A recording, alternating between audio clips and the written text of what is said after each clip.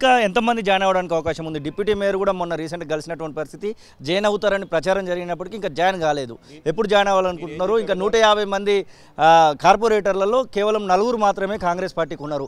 ఇంకా ఎంతమంది రావడానికి సిద్ధంగా ఉన్నారు? నేను చెప్పిన కదా, ఉద్యమకారులందరూ కూడా తప్పకుండా, ఎందుకంటే తెలంగాణ ఇచ్చిందే కాంగ్రెస్ పార్టీ కాబట్టి స్వేచ్ఛ, మాట్లాడే హక్కు, స్వతంత్రం, ప్రజాపాలన అండగా నిలబడదాం, ప్రజాపాలన మేము భాగస్వాములం కావాలని చెప్పి తప్పకుండా కార్పొరేటర్స్ అందరూ కూడా రావడానికి సిద్ధంగా ఉన్నారు. బహుజనులు కావచ్చు, దళితులు కావచ్చు, ఎస్టీలు కావచ్చు, ప్రతి ఒక్కరు కూడా రావడానికి సిద్ధంగా. ఎందుకంటే రేవంత్ అన్న నాయకాన్ని బలపడదాం. హైదరాబాద్ నగరాన్ని ముఖ్యంగా ఇప్పుడు చూడండి, గతంలో పెద్ద మాటలు మాట్లాడి గతంలో జిహెచ్ఎంసీ ఏర్పడ్డ నుంచి 2009 నుంచి మొన్నటి బీఆర్ఎస్ ప్రభుత్వం వరకు మిగులు బడ్జెట్గా ఉన్న జిహెచ్ఎంసీని 6,000 కోట్ల రూపాయలను మైనస్ తీసుకుపోయారు. ఇదే జిహెచ్ఎంసీ ఒకప్పుడు బీఆర్ఎస్ పార్టీ అధికారం రానప్పుడు 2009 అప్పుడు బీఆర్ఎస్ పార్టీ రానప్పుడు 2009లో జిహెచ్ఎంసీ ఆర్టీసీ సంస్థకు, వేరే సంస్థలకు అక్కడ జిహెచ్ఎంసీ తరఫున ఏవైతే ప్రభుత్వ సమస్యలు, చిన్న సమస్యలు ఉంటాయో వాళ్ళకి ఆదుకోవడం జరిగింది. కానీ బీఆర్ఎస్ పార్టీ అధికారంలో వచ్చిన తర్వాత ఇదే బల్దియా లో బడ్జెట్కి వెళ్ళిపోయింది. అంటే ఒకప్పుడు చూస్తే ఇప్పుడు చూసుకుంటే చాలా మార్పు వచ్చింది. ఇప్పుడు గౌరవ ముఖ్యమంత్రి గారు రేవంత్ రెడ్డి గారు ప్రభుత్వ రాష్ట్ర ఖజానా నుంచి జిహెచ్ఎంసీకి 1,100 కోట్లు ఇచ్చిన ఘనత జిహెచ్ఎంసీ చరిత్రలో మరవాని రోజు. ఇది చాలా శృణాక్షరతో రాయబోయే రోజు కాబట్టి 1,100 కోట్లు ఇచ్చిన ఘనత గౌరవ ముఖ్యమంత్రి వర్యులు రేవంత్ రెడ్డి గారిది. జిహెచ్ఎంసీకి సంబంధించినటువంటి విషయంలో ఇప్పుడు దాదాపు ఎక్కువ శాతము బీఆర్ఎస్ వాళ్ళే కనబడతా ఉన్నారు. ముందు ఏమైనా అవిశ్వాసానికి సరిపోను కాంగ్రెస్ పార్టీలోకి తీసుకొచ్చుకునేటువంటి ఆలోచన ఏమైనా చేస్తున్నారు? ఎందుకంటే ఇప్పటికే మాజీ మేయర్గా ఉన్నటువంటి బొంతు రామ్మోహన్ సతీమణి కూడా కాంగ్రెస్ పార్టీలో జాయిన్ అవ్వడం జరిగింది. మీరు జాయిన్ అయినటువంటి పరిస్థితి, ఇంకొంతమంది ఎంఐఎం వాళ్ళు కూడా సపోర్ట్ చేయడానికి అవకాశాలు ఉన్నాయని చెప్తున్నారు. అలాంటి ఆ పావులు ఏమైనా కలుపుతున్నారా బాబా ఫసీయుద్దీన్?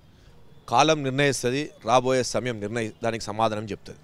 ఇంకా బీఆర్ఎస్వి వాళ్ళు కూడా చాలామంది జాయిన్ అవుతున్నారు. మీతో పాటుగా చూసుకుంటే చాలామందిని మేము చూస్తూ ఉన్నాము. బీఆర్ఎస్ ఆఫీస్లోకి వెళ్ళే వాళ్ళ యొక్క రాజీనామాలను అయితే సమర్పిస్తున్నారు. అలాంటి వాళ్ళని ఇంకా ఏమన్నా తీసుకొచ్చుకునేటువంటి ప్రయత్నం చేస్తున్నారా? జిహెచ్ఎంసీలో కాంగ్రెస్ పార్టీకి తక్కువ శాతం ఓట్లు పడ్డాయి. మొన్న కూడా చూసుకుంటే 24 అధికార బీఆర్ఎస్ పార్టీకి సంబంధించినటువంటి వాళ్ళే గెలిచినటువంటి పరిస్థితి. ఈసారి మీరు చెప్పారు, ఈసారి Secunderabad parliament, Malkajgiri parliament, Chevella parliament, greater పరిధిలో ఉన్న 3 పార్లమెంట్లో హైదరాబాద్ పార్లమెంట్ కూడా నెక్ టు నెక్ ఇస్తాం. 3 పార్లమెంట్లో మాత్రం తప్పకుండా 3 రంగుల జెండా ఎగరవేస్తాం. తప్పకుండా రేవంత్ అన్న నాయకత్వంలో తప్పకుండా 3 సీట్లు పార్లమెంట్లో కొట్టుకుంటాం.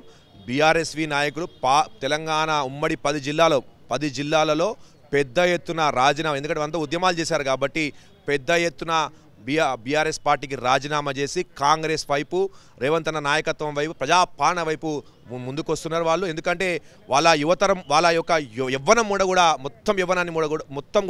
యవ్వన వయసు మొత్తం కూడా ఈ యొక్క బీఆర్ఎస్ ప్రభుత్వం కోసం, తెలంగాణ ఉద్యమం కోసం ఇచ్చారు. ఉద్యమం కోసం పోరాటం ఇచ్చినందుకు వాళ్ళంతా హ్యాపీగా ఉన్నారు. కానీ వాళ్ళ యవ్వన వయసును మొత్తం కూడా బీఆర్ఎస్ ప్రభుత్వం 9.5 సంవత్సరాలు వృధా చేసుకున్నాం.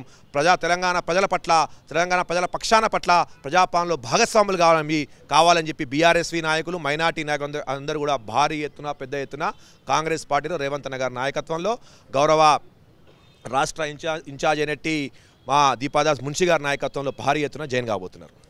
ఇది బాబా ఫసీయుద్దీన్ చెప్తున్నట్టు మాటలు. ఖచ్చితంగా ఇక్కడ జరుగుతున్నటువంటి అన్యాయాలను, దుర్మార్గాలను జిహెచ్ఎంసీ ప్రజలకు న్యాయం చేకూర్చే విధంగా అన్ని రకాలైనటువంటి చర్యలు తీసుకోవడంలో నేను ముందుంటానని, కాంగ్రెస్ పార్టీ బలోపేతానికి కృషి చేస్తానని ఆశాభావాన్ని అయితే వ్యక్తం చేస్తున్నటువంటి పరిస్థితి. కెమెరా పర్సన్ సతీష్తో శ్రీనివాస్, తొలివెలుగు, హైదరాబాద్.